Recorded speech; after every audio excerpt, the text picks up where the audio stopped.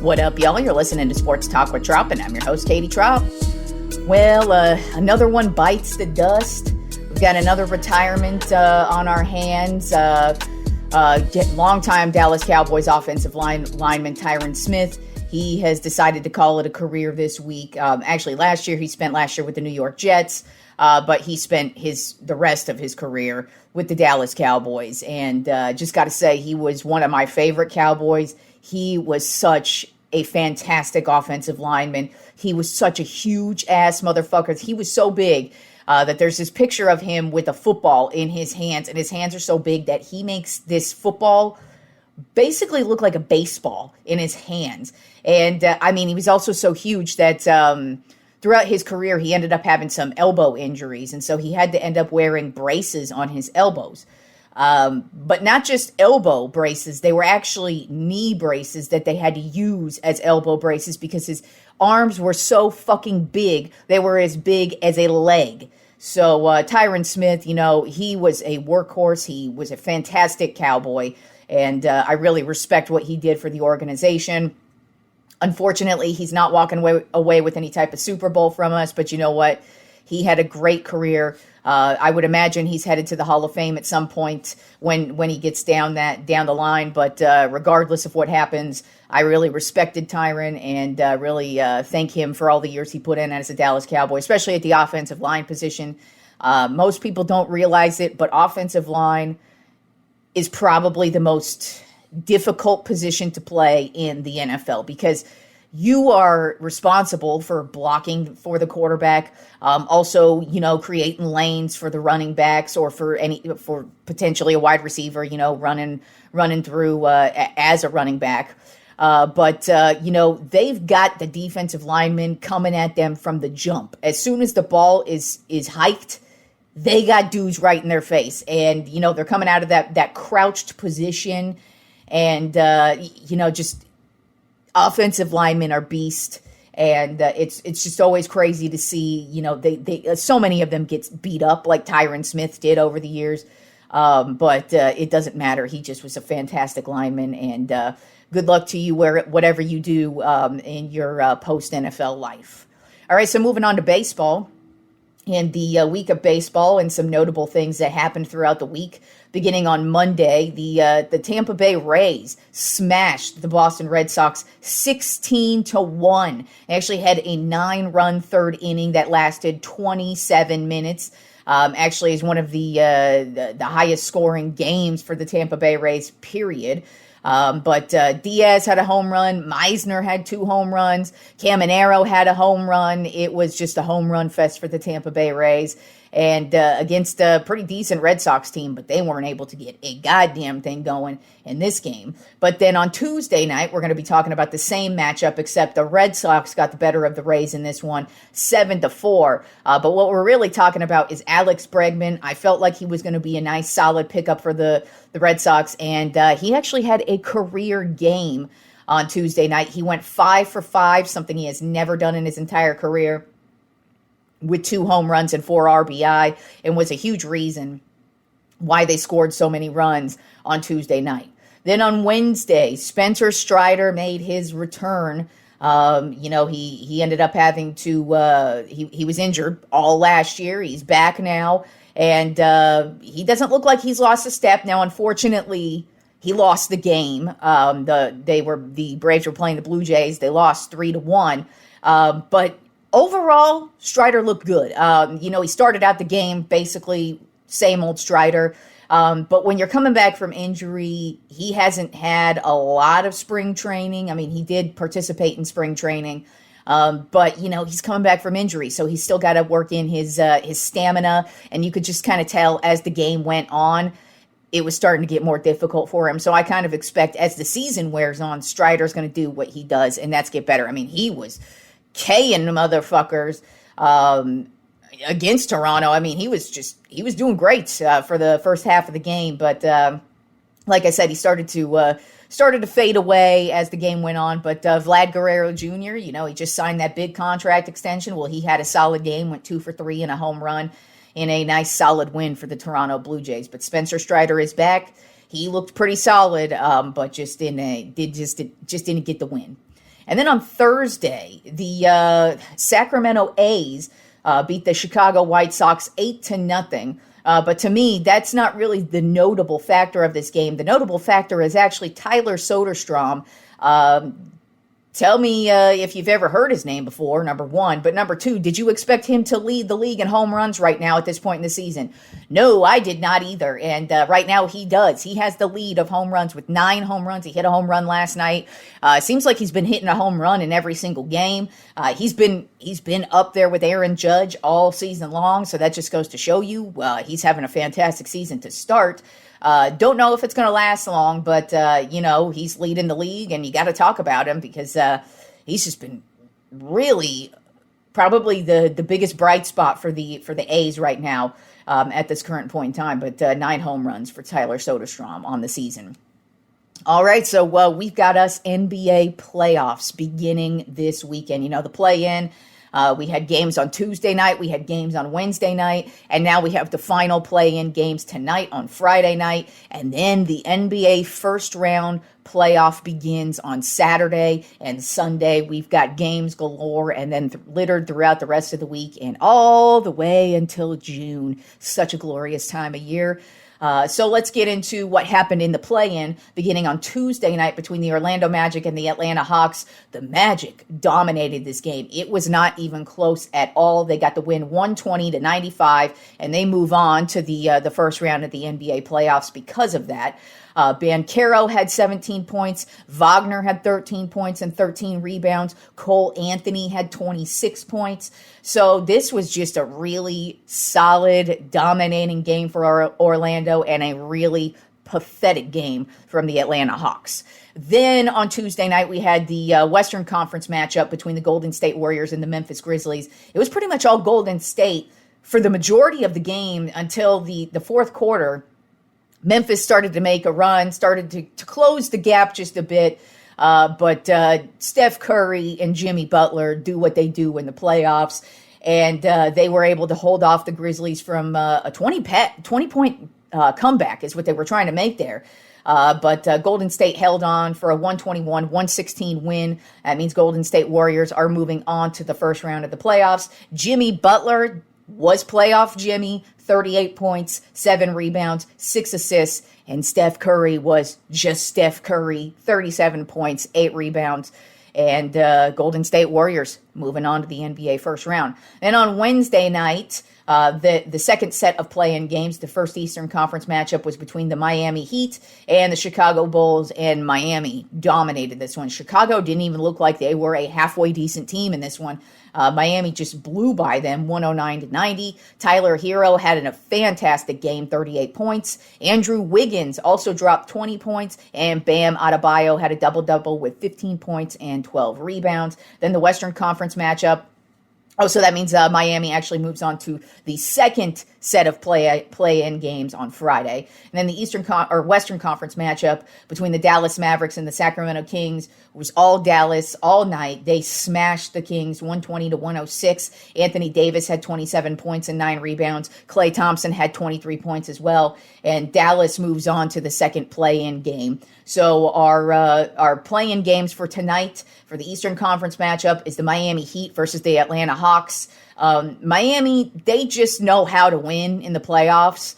They just have always historically been a really solid playoff team. That's why Eric Spoelstra still has his job, just simply because he knows how to win. He just knows how to keep his team in it. And once they hit the playoffs, it doesn't matter how bad they were playing prior to the playoffs or what happened in the regular season. They just know how to get it going. Whereas the Atlanta Hawks, they showed me shit in that last game, and they've showed me shit really over their existence, basically. So I've got Miami winning this one simply because they're playing the better basketball right now. So I've got them moving on to the NBA first round. And then the Dallas Mavericks versus the Memphis Grizzlies. That is the Western Conference matchup for the last play-in game. This one's difficult because I think these are both very similar teams where they've had their turmoil, but they've got their really good, solid players who can win. I'm going with Dallas. I don't know why. I do think either one of these teams, it's basically a coin flip to me. I'm really just going with Dallas simply because of Anthony Davis. I think a lot of people have forgotten about Anthony Davis since the trade from the Lakers. And I don't think a lot of people realize how damn good Anthony Davis is. As a Lakers fan, I've always respected Anthony Davis prior to becoming a Laker. Then as his time as a Laker, loved the dude. He's just an excellent basketball player, and he does know how to win come playoff time. He has a lot of playoff experience, especially with his time with the Lakers. And the Grizzlies just don't. And they've also been in turmoil, but I just kind of feel like Anthony Davis is going to be a huge factor in this one. Don't be shocked if he has some like monster double-double type of game with like 38 points and like 17 rebounds or some shit like that. I mean, just don't be shocked if he does that. So I'm going with Dallas in that matchup, and I've got them moving on to the first round of the NBA playoffs. So let's get into the first round matchups that are set.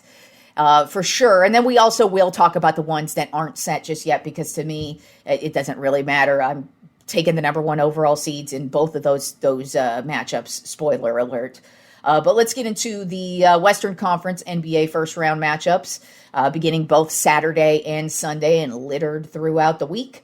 So our first matchup is going to be the Dallas Mavericks versus the Oklahoma City Thunder. Obviously, I picked Dallas, but if Memphis wins, it will be Memphis. But either way, whoever Oklahoma City plays, it doesn't matter to me. They're going to demolish whoever it is, because Oklahoma City has been the best team all season long. I expect them. I don't look at this team as like a one and done team or as like some surprise flop team. I expect them to battle it out every single round, every single game, and to be good, as good as they've been from start to finish. They're going to be a good-ass team. Dallas, they haven't really been able to grow as a team. Now, while they do have Anthony Davis, and I forgot to mention Klay Thompson as well, another dude with championship pedigree and who knows how to win in the playoffs as well. But with that being said, I still think Oklahoma City's the better offensive team, the better defensive team. SGA's playing, he should easily win that MVP this year. They've got great bench players. They've got good young guys. They're great in the paint. Whereas Dallas, they still haven't really found their groove with Anthony Davis yet. It seems to be like up and down every single game, and you're not really going to win a series doing that. So the inconsistencies for me with Dallas and just Oklahoma City is easily the better team. That's why they're the number one overall seed. I have Oklahoma City winning easily in 5 games, and I believe that even if they end up playing the Memphis Grizzlies as well. Then the next matchup in the first round of the Western Conference, we have the Golden State Warriors versus the Houston Rockets. I think this sucks for Houston, simply because I knew whoever Golden State was going up against, they're going to be a difficult task for anybody. Even if they lose, Golden State is going to work you in this series. And if they are on the losing end of this, that means it's probably going to go 7 games, in my opinion. They are not going to be a team you're going to sweep on out of here. They're going to be difficult. Now, with that being said, I think they are head and shoulders above the Houston Rockets. I haven't believed in the Houston Rockets at all this season. They've had a phenomenal year. It's just, to me, they need a star player. They're just about, I would say, 2 players away from being a legitimate squad. Plus, they need to grow, and they're going to need to get some playoff experience. And this is what this game is, or this series is going to be, in my opinion, for Houston, is they're just going to gain some experience going up against one of the most veteran-savvy, dynastic teams we have in the league today, and that is the Golden State Warriors. They've got Steph Curry. They've got Jimmy Butler. They've got Green. They've just got a fantastic team here, and I actually think it's going to be pretty easy for Golden State in this one. I think Houston's going to be way in over their head. They're not really going to know what to do in all the tight situations. Golden State easily knows what to do in all the tight situations. They know how to win. So I've got Golden State rolling in this series 5 games. And then the third matchup we have in the NBA Western Conference first round, we have Minnesota Timberwolves versus the Los Angeles Lakers. Minnesota has been one of the hottest teams heading into the playoffs, and the Lakers actually have been too. They've been playing excellent basketball. The big 3 with Luka, LeBron, and Austin Reeves, they seem to be getting better and better each and every game, and I think that just is a recipe for disaster for the rest of the league, but a recipe for amazement if you are a Lakers fan like I am. I am looking forward to this. Now, I don't think Minnesota is going to be a team we just roll over because, we got You got Anthony Edwards having a phenomenal year. Gobert, he's finally turned it on the second half of the season. And then Julius Randle, he is now healthy and playing fantastic on the defensive side of the ball. And Randle used to play for the Lakers, so this might be kind of one of those things where he's like, hey, yo, remember, you got rid of me, and here I am. But with that being said, I think the Lakers' big three is going to be way, way, way too much for the Minnesota Timberwolves to handle for a 7-game series. Luka he's just been getting every game. It's like he is knocking down every shot he is getting. He's playing well on the defensive side of the ball. And then LeBron. LeBron is just there. It's so funny to see LeBron not get all the attention like Luka gets, and just to have your second tier guy be LeBron James, the dude who can absolutely take over the game, is your second man behind Luka. So that's going to be way too much. And Austin Reeves, he's another handful as well. So I think it's going to be way too much for anybody, but definitely the Timberwolves in this series. I have the Lakers winning this series in 5 games. And then the last matchup we have in the Western Conference first round playoff matchups, we have the Los Angeles Clippers versus the Denver Nuggets. I believe this is going to be the best matchup in the Western Conference first round, simply because both of these teams match up very well against each other. The Clippers, they always choke, though. To me, you can't trust anything about them. And even though Denver fired their coach heading right into the playoffs, I don't think that really matters, at least in this matchup. It might matter for the long run of the playoffs, but I think Denver can actually get over the hump, at least in the first round. The Clippers will give them all they got, and they will make this a good series, but I think they're just going to fall short. I mean, first of all, James Harden, you never know what you're going to get from him in the playoffs. Just like on the opposite side of the court, with the Denver Nuggets, we have Russell Westbrook, who's the exact same player, where they're both capable of going off, but once the playoffs hit, you're like, where the fuck did they go? So it's very par for the course for the both of them to disappear. So who knows what's going to happen with them? But Westbrook's he's a bench guy. He's coming off the bench, whereas Harden is a starter. So that could be a difference. But to me, Jokic, he's been having an MVP season himself. He has not lost a step at all. So I expect him to have a phenomenal series. Jamal Murray, not sure what's going to happen with him because he's coming into the playoffs injured, so that could be a problem. But, they still have this team's won a championship before, whereas the Clippers, all they're known for doing is choking. And so I trust the Nuggets more in this matchup. So I'm going with the Nuggets in 7 in this series. So moving on to the Eastern Conference first round matchups. We have the Miami Heat versus the Cleveland Cavaliers. Of course, if the Heat don't win, this will be the Atlanta Hawks, but to me, it doesn't matter. Cleveland's going to roll over whoever it is. Cleveland plays great on the defensive side of the ball. They have no issue scoring on the offensive side of the ball, and I don't think they're going to be one of those teams that gets kicked out in the first round or upset or any type of thing like that. I think they're going to have zero issues getting past Miami. I've got Cleveland winning this series in 5 games. Then the next matchup we have is the Orlando Magic versus the Boston Celtics. I think the Celtics, they are coming into the playoffs as one of the strongest teams. They are the defending champs, so you cannot overlook this team at all. And they're healthy, and they're just playing great basketball right now. And the Magic, they've got a lot of growing to do. And so I think this is going to be a very easy series for the Boston Celtics to win. I've got the Celtics winning in 5, and I wouldn't be shocked if it was a sweep in this series simply because Boston is that good. It's just I'm giving Orlando 1 win. They could get 1 win in this series. Then the next series we have in the Eastern Conference first round matchups, the Detroit Pistons versus the New York Knicks. I think this is going to be a great series. New York is they got Brunson back, and he looks good since his injury, and I think that's a huge, huge, huge positive for them because they cannot win anything without Brunson. But Karl Anthony Towns, he's playing great in the wingman role right next to Brunson. And Josh Hart, he has had a career year for himself, especially on the defensive side of the ball. So I'm expecting this to be a battle back and forth between both Detroit and New York. But Detroit, they have been the biggest turnaround this season. They were the worst team last year, and they completely turned it around. I mean, they've been one of the most consistent teams this year. They may not have won their division, but they were in it from start to finish. They had great winning streaks. They had some great wins against some good teams. And Caleb Cunningham, he's just had a breakout year. And they're just a really fantastic team. Now, with that being said, to me, this is just going to come down to who I trust more. Now, neither one of these teams has won shit over the years. So it's not like you can look at one and go, oh, yeah, they were in the Eastern Conference Finals last year, so they could just bounce back from that. No, both of these teams, neither one of them is neither one of them has any, like, winning history. So they don't really know what to expect.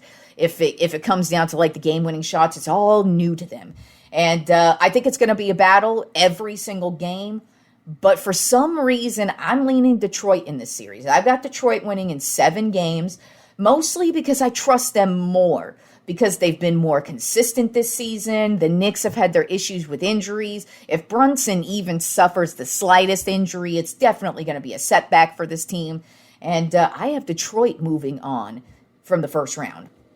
And the last Eastern Conference first round matchup we have is the Milwaukee Bucks versus the Indiana Pacers. I think this should be a good matchup as well. It normally is a good matchup between these two teams. Milwaukee has had their ups and their downs, but Giannis has been Giannis all season long. He has had a monster season. It's just you haven't really heard about it because Milwaukee has not been good. They've been up and down. They have been probably the most inconsistently good team all year, meaning they go on a good winning streak, then they're down on a losing streak, and then they're up and down, and they go up and down, but they're still there every single time, and you just can't count them out because Giannis is playing out of his mind. Then you turn to the Indiana Pacers.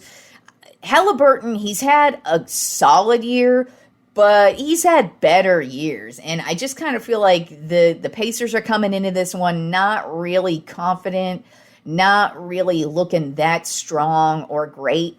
And I just think Milwaukee's the better team. And so I'm going with Milwaukee in this matchup in 6 games in this series. All right. So moving on to my list this week, we're going to continue with my NBA GOATS list. And so this week it is the Tropp 10 NBA GOATS of the 2000s decade. I don't want to just say the 2000s. I don't know. That sounds weird. And then I also hate when it's called the early aughts. So I'm just going to call it the 2000s decade. This is, like I said, in the 90s one. The 90s was probably just overall the greatest year for NBA, period. But for me personally, the 2000s decade is the greatest decade of basketball for me because it was the dominance of Kobe Bryant. I am a Lakers fan, and not only am I a Lakers fan, I love Kobe. Kobe is my favorite basketball player of all time. He is why I watch basketball. He is why I love basketball, and everything about him was so great for the league, in my personal opinion. But also, there were so many standout guys in this era who just not only dominated like Kobe did, but man, we got some legends in this era. So, and we only have one from this era who is still currently playing. And no, he's not number one, but just trust me, once we hit the 2010s next week, you'll be okay because he's going to be number one then. But there's only one guy on here who is still currently playing in today's league. So let's get started with number 10 on my Tropp 10 NBA GOATs of the 2000 decade, Tracy McGrady. He played with the Toronto Raptors from 1997 to 2000, the Orlando Magic from 2000 to 2004, the Houston Rockets from 2004 to 2010. He played shooting guard and small forward for his career, and probably one of the most prolific scorers, especially of this era. I mean, you put the ball in Tracy McGrady's hand, even if there's a minimal amount of time, you cannot count out Tracy McGrady. I mean, he has a game where he scored 13 points in 35 seconds and they won. And there was actually a couple of games. Now, 13 points, 35 seconds, that was his best. But there was another one he had with the Magic. And it wasn't 13 points, 35 seconds, but it was this small amount of time where he scored a whole bunch of points and they ended up winning. So he was just the king of, it doesn't matter how much time's on the clock, boom, don't let me score because I can score. But he is a 7-time All-NBA selection, 2-time scoring champion. His career numbers, 18,381 points, 5,276 rebounds, and 4,161 assists. He just was electric on the court from start to finish, too. It didn't matter what team he was with, but you just could not count out Tracy McGrady. Unfortunately, his career basically petered out due to injuries, but the man was a beast when it came to scoring. Then at number 9 on my top 10 NBA GOATs of the 2000 decade, Jason Kidd played point guard for the Dallas Mavericks from 1994 to 1996, then the Phoenix Suns from 1996 to 2001, then the New Jersey Nets from 2001 to 2008, and then went back to the Dallas Mavericks 2008 to 2012, and ended his career with the New York Knicks 2012 to 2013. He won a championship with the Dallas Mavericks on his second go-round in 2011. He is a 6-time All-NBA selection, 9-time All-Defense. Now, we all know Jason Kidd was a killer on the court. I mean, as a point guard, this is one of the most perennial point guards you will ever see. He could score, but on the defensive side of the ball, this guy was a bad motherfucker, as these 9-time All-Defensive awards show. He was Rookie of the Year in 1995, also a 5-time assist leader as well throughout his career. So he was an all-around player. He could score, he could assist, and he could play defense. His career numbers, 17,529 points, 8,725 rebounds, and 12,091 assists. And if you don't know, which if you're an NBA fan, you should know, he's been coaching ever since he retired as well. So he's still in the league, still making his mark. Unfortunately, he got completely railroaded by his current team, the Dallas Mavericks, that he's with, because he didn't know that Luka was getting traded. And the day Luka got traded, I felt like it was, who do you feel sorry for most? You start with, to me, number 1 was Luka, number 2 was AD, number 3 was Jason fucking Kidd, because that guy looked so shell-shocked at that press conference. It's like, dude, even he didn't know this was going to happen. He just lost his best player. Now what the fuck's going to happen here? So, but Jason Kidd, his playing career, he was fantastic and a great all-around point guard. Then at number 8 on my top 10 NBA GOATs of the 2000 decade, Paul Pierce played small forward and shooting guard for the Boston Celtics from 1998 to 2013. Now, the thing about Paul Pierce being on this list, he wasn't the greatest scorer. He wasn't the greatest defender. He wasn't the greatest anything, really. He was a good basketball player. Don't get me wrong. He was clutch. He was excellent. But what it is he just was the dude who started it all with the dynasty for this Boston Celtics team. They dominated the East for many, many years, and it started with Paul Pierce. He stuck with them through the shitty years. There were so many times where they were like, we're going to trade Paul Pierce, we're going to trade Paul Pierce. No, they stuck with Paul Pierce. They ended up making some moves for Kevin Garnett and Ray Allen, and boom, all of a sudden they won a championship in 2008, and they went to a couple championships. They were just the team of the Eastern Conference for many years, and Paul Pierce was the face of it.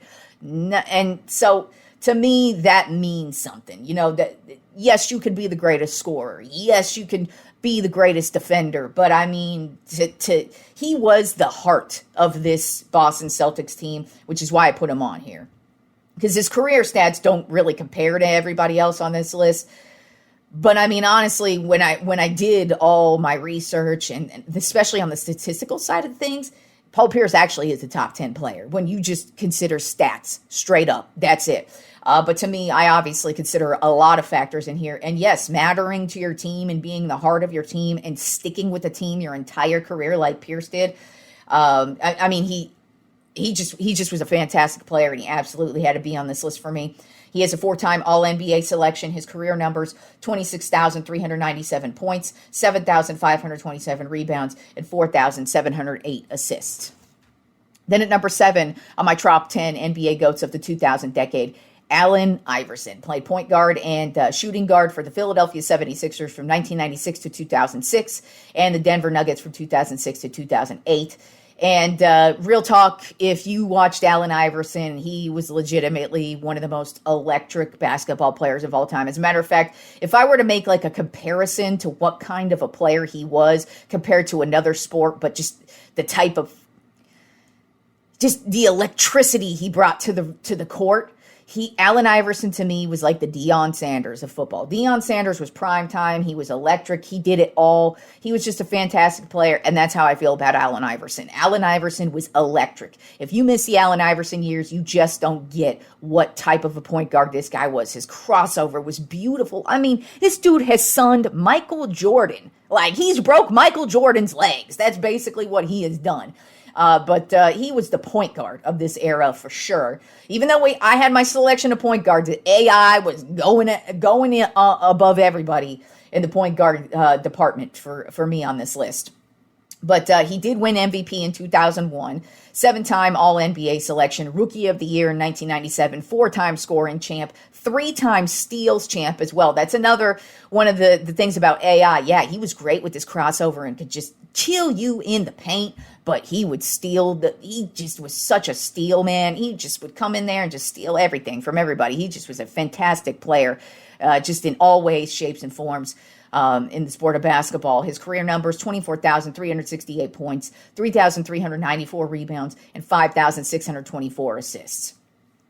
Number 6 on my top 10 NBA GOATs of the 2000 decade, Dirk Nowitzki. Played power forward from the Dallas Mavericks from 1998 to 2019. He finally won a championship in 2011, won the MVP in 2007, 12-time All-NBA selection. He became a part of the 50-40-90 club in 2007. If you don't know what that means, to dumb it down for you, it just means you're an excellent shooter. And basically, very, very, very few players have ever been in the 50-40-90 club, and Nowitzki's one of them. But nobody...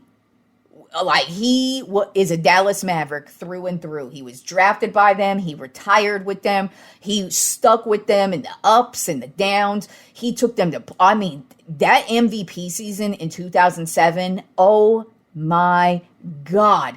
What a year he had. Like, I remember that year. He could not miss a shot. It was nuts. He won so many games just by being the ultimate player on the court, especially in this era. I mean, some of these dudes I've already rattled off, but I mean, the 4 above him, especially one player on here, it's like crazy the amount of Hall of Famers and great players we had in this 2000 decade.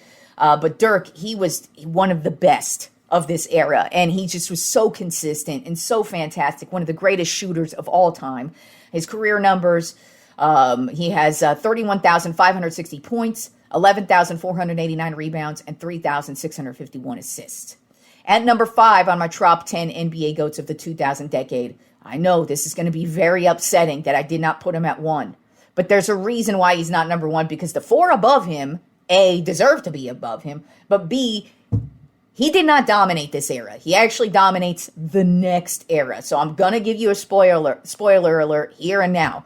He's going to be number 1 on the next list. Trust me, because that's when he won his championships. But he didn't win shit in this era, and that is LeBron James. I am not dissing the dude. As a matter of fact, putting him at 5 is, in my opinion, perfect, because he didn't win any championships in this era. Sorry, everybody else did. He did not start winning them until he went to Miami, which began in 2010. So sorry, y'all. He ain't number 1 in this era, at least for me. Currently, he is the only player who still currently plays in the league. He plays small forward and power forward, but basically he could play every position on the court. He played with Cleveland from 2003 to 2010, then with the Miami Heat from 2010 to 2014, then went back to Cleveland from 2014 to 2018, and now he has been with the Los Angeles Lakers from 2018 and still currently plays with the Los Angeles Lakers. He is a 4-time champion. Won his championships in 2012, 13, 16, and 20, which is why he is not above these next 4 guys in this era, because he did not start winning championships until after. He is a 4-time MVP in 2009, 2010, 2012, and 2013. He is a 20-time All-NBA selection, 5-time All-Defense. He won Rookie of the Year in 2004. He is currently the all-time scoring leader, and I'm not going to rattle off on his career stats because his career stats are continuing to grow, of course. But, he's been fantastic since day one that he hit the league. And, to have his career span as far as it has now, he is on this all-decade list. As I said, I'm already telling y'all he's going to be number one on the 2010s list. That's for damn sure, because ain't nobody dominated that era like LeBron did. But playing with all these great players on this list help him become the greatness that he is. Now, at number 4 on my Trop 10 NBA GOATs. Jesus Christ. I have just a fucking stroke or what there? To my Trop 10 NBA GOATs of the 2000 decade. Number 4 is Kevin Garnett. He played power forward for the Minnesota Timberwolves from 1995 to 2007, and then played with the Boston Celtics from 2007 to 2013, the Brooklyn Nets from 2013 to 2015, and then ended his career with the Minnesota Timberwolves from 2015 to 2016. Nobody dominated this era on the defensive side of the ball like Kevin Garnett did. When he was with the Timberwolves, I don't think a lot of people remember this, but I do, because the Lakers had to go toe-to-toe against this Minnesota Timberwolves team every fucking year for the number 1 overall seed. It was a battle every single year, and Kevin Garnett is the reason why. Then he gets traded to Boston. He finally wins a championship there in 2008, but it doesn't matter. The dude is, Paul Pierce was the heart of this team, but Kevin Garnett was the beast of this team, and he was a fantastic player his entire career. Like I said, he won a championship in 2008 with the Boston Celtics. He was an MVP in 2004. That was when he was with the Timberwolves. And I remember that 2004 year, he just smashed and obliterated everybody that year. 9-time All-NBA selection, Defensive Player of the Year in 2008, 12-time All-Defense, 4-time rebounding champ. His career numbers: 26,071 points, 14,662 rebounds, and 5,445 assists. Then at number 3, on my Trop 10 NBA GOATs of the 2000 decade, number 3 is my second favorite player behind Kobe Bryant. I watched this guy from start to finish as well. As a matter of fact, I say it all the time. I have not enjoyed the NBA since these two guys retired, Kobe and Tim Duncan. Yes, he did not play for my Lakers, but I do not care. I loved everything about Tim Duncan. Played power forward center for the San Antonio Spurs from 1997 to 2016. This guy was a silent killer. You did not even know Tim Duncan was playing in the game because he was just always quiet. But the dude would dominate. He was basically like Nikola Jokic. Because, Jokic, he dominates the game, but he don't say much. He ain't really talking shit. He ain't really in your face. Not a lot of people can talk about him, or not a lot of people really know him other than real legitimate NBA fans. But Tim Duncan was the dude of this era. It was Kobe, Shaq, and Tim Duncan dominating this era. Then, of course, Garnett as well. But, these Kobe, Shaq, and Timmy got many rings, whereas KG only got that one. So that's why I just already rattled off my top 3 right there. But 3 is Timmy, 5-time champion. As a matter of fact, I think I could say this: greatest power forward ever, hands fucking down. He won championships in 1999, 2003, 2005, 2007, and 2014. As a matter of fact, Tim Duncan, is who changed this San Antonio Spurs organization around completely. Turned them into a legitimate franchise. They were always that franchise that was just there, like I mentioned, they got George Gervin, who basically started this gangsta shit. He was a fantastic player, but they never won a championship with him. Then comes along David Robinson, dominating motherfucker, cannot win a championship. Then they draft Tim Duncan. And that's when they start winning all the championships. All 5 championships have happened when Tim Duncan was there for the San Antonio Spurs. Tim Duncan retires, they are irrelevant again. So to me, Tim Duncan really, really changed everything about the San Antonio Spurs as far as historically. He is a 2-time MVP, won his MVPs in 2002 and 2003, 15-time All-NBA selection, 15-time All-Defense, Rookie of the Year in 98, and he was just such an all-around player too, because not only will he kill you defensively, but he could score. He was clutch. He made many, many, many, many clutch shots. That's why I'm saying Tim Duncan, Loved dude's career. Loved his career. I could not get enough of Tim Duncan, even though they were a rival of the Lakers. Man, I could not get enough of Tim Duncan. That dude was one of my favorites to ever play the game. Career numbers, 26,496 points, 15,091 rebounds, and 3,020 blocks. Then at number 2 on my top 10 NBA GOATs of the 2000 decade, Shaquille O'Neal. Yes, he was on the last decade list as well, at the same exact spot. Played center with the Orlando Magic from 1992 to 1996, Los Angeles Lakers from 96 to 2004, the Miami Heat from 2004 to 2008, and then just ended his career, going from team to team to team. But that doesn't matter. He is a legend, one of the greatest to ever do it, but definitely in this decade, one of the greatest to do it as well. So dominating with he and Kobe with the Lakers, 4-time champion, 2000, 2001, 2002, and 2006. The first 3 with the Lakers, the last one with the Miami Heat. He won MVP in 2000, 14-time All-NBA selection, 3-time All-Defense, Rookie of the Year in 93, 2-time scoring champion, and just all-around fantastic player. Career numbers, 28,596 points, 13,099 rebounds, and 2,732 blocks. But at number 1, on the top 10 NBA GOATs of the 2000 decade, there ain't nobody else who should be at number 1 on this list, and that is Kobe Bean Bryant. My favorite motherfucking player of all time, but that's not why he's number 1. Come on, y'all. Nobody dominated this era more than Kobe. I mean, yeah, he had Shaq, but then Shaq went away, and guess what? He still won championships. As a matter of fact, Kobe won all his championships in this era. He was scoring 81 points. Not just 81 points. The dude just could not be stopped all the time. He played shooting guard for the Los Angeles Lakers from 1996 to 2016. 5-time NBA champ in 2000, 2001, 2002, 2009, and 2010, my favorite of the 5. MVP in 2008. 15-time All-NBA selection. 12-time All-Defense. That's right, all defense. Don't fucking forget. He may be able to drop 81 points, which is the second most points ever in a game.